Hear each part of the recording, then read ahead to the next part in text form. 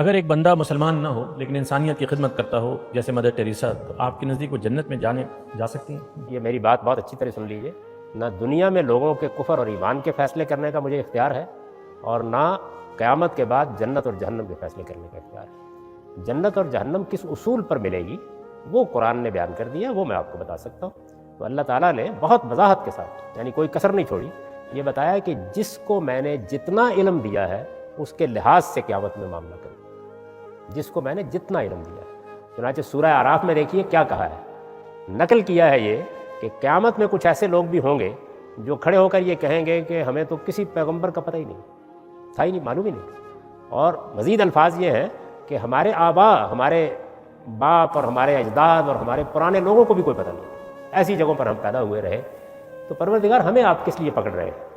تو وہ یہ کہیں گے کہ جو علم میں نے تمہارے اندر ڈال کر بھیجا تھا اس کی بنیاد پر پکڑ رہا ہوں، میں نے کب کسی پیغمبر کا پوچھا؟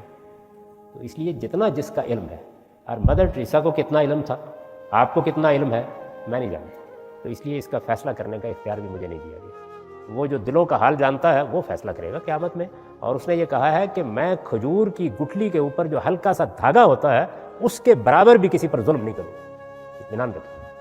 اور دوسری بات یہ کہی ہے کہ کسی نیکی اور خیر کے عمل کو میں کبھی ضائع نہیں کرتا جو میرے لیے کیا جائے۔